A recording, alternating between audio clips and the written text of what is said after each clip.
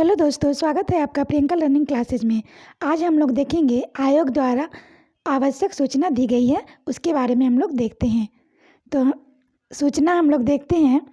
तो इसमें कहा गया है कि एतत् द्वारा सूचित किया जाता है कि वर्तमान में आयोग द्वारा किए जा रहे ऑनलाइन आवेदन की प्रक्रिया में क्रम में अथवा उसके बाद नाम, आरक्षण, कोटि, जन्म तिथि, लिंग, शैक्षणिक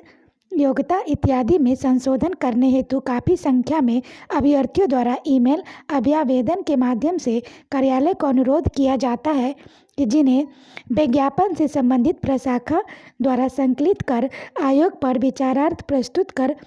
उन पर निर्णय प्राप्त कर आवश्यक कार्रवाई की जाती है। नेक्स्ट हम लोग देखते हैं, उल्लेखनीय है कि वर्तमान में ऑनलाइन आवेदन की प्रक्रिया में अभ्यर्थियों को उनके द्वारा की गई प्रविष्टि को एडिट करने का कोई प्रावधान नहीं है। तदालोक में आयोग द्वारा भविष्य में प्रकाशित होने वाले विज्ञापनों को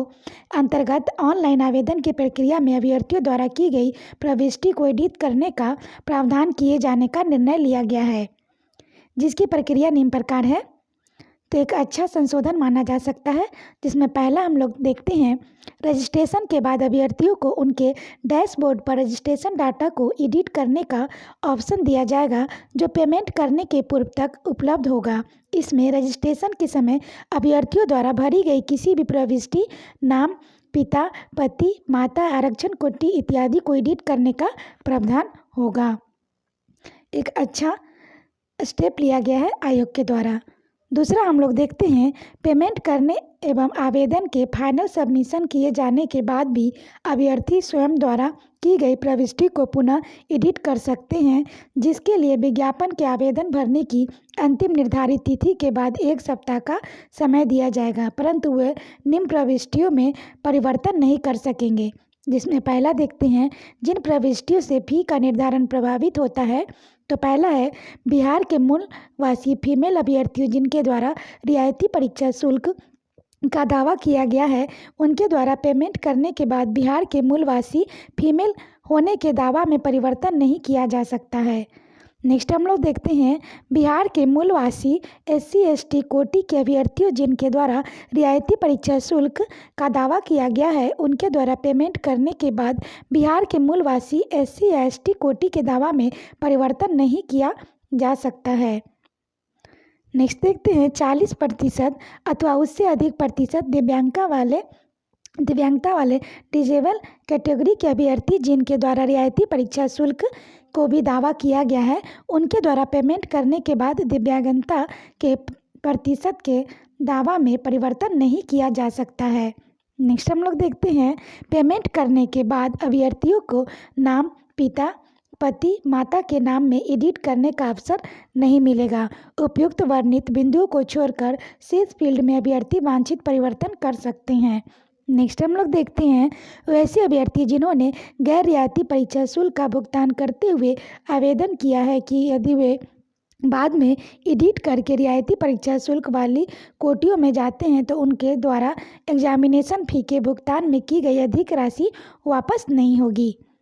तो इस प्रकार हम लोग देखते हैं, उल्लेखनीय है कि आयोग द्वारा विभिन्न विज्ञापनों के अंतर्गत शैक्षणिक योग्यता से संबंधित प्रमाण पत्र, अंक पत्र, जाति प्रमाण पत्र, क्रीमी लेयर रहित प्रमाण पत्र, दिव्यांगता प्रमाण पत्र इत्यादि की प्रति सहित ऑनलाइन भरे गए आवेदन की हार्ड कॉपी की मांग की जाती है, जिसे अभ्यर्थियों को विज्ञापन में निर्धारित तिथि तक आयोग कार्यालय को स्पीड पोस्ट निबंधित डाक से प्राप्त कराना आवश्यक होता है। किंतु विज्ञापन में अंकित निर्देश के बावजूद कई अभ्यर्थियों द्वारा आवेदन की हार्ड कॉपी कार्यालय को उपलब्ध नहीं कराई जाती है, अथवा किसी कारणवश उनके आवेदन की हार्ड कॉपी कार्यालय को प्राप्त नहीं होती है। तो इसमें जो भी मांगा जा रहा है वो सब हार्ड कॉपी जमा करना है। नेक्स्ट देखते हैं, तदालोक में इस समस्या के निदान हेतु ऑनलाइन आवेदन की प्रक्रिया में निम्न प्रकार संशोधन किया जाता है, जिसमें पहला है, प्रारंभिक परीक्षाओं में कार्यालय द्वारा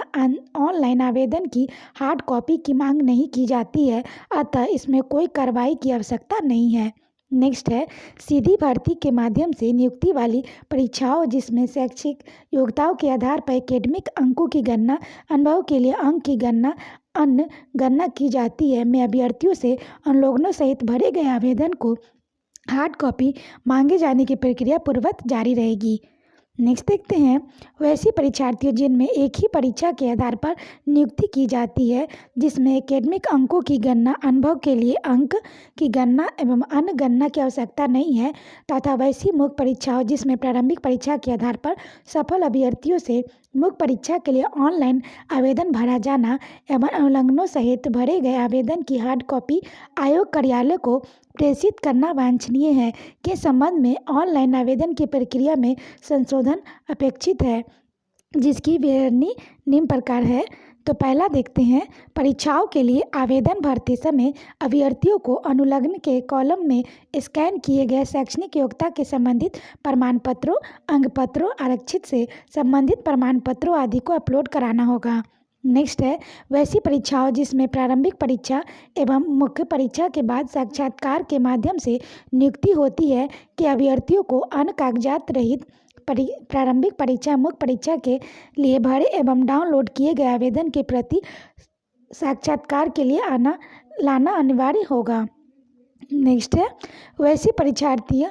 परीक्षाओं जिसमें लिखित परीक्षा में साक्षात्कार के माध्यम से नियुक्ति होती है कि अभ्यर्थियों को भी अन्य कागजात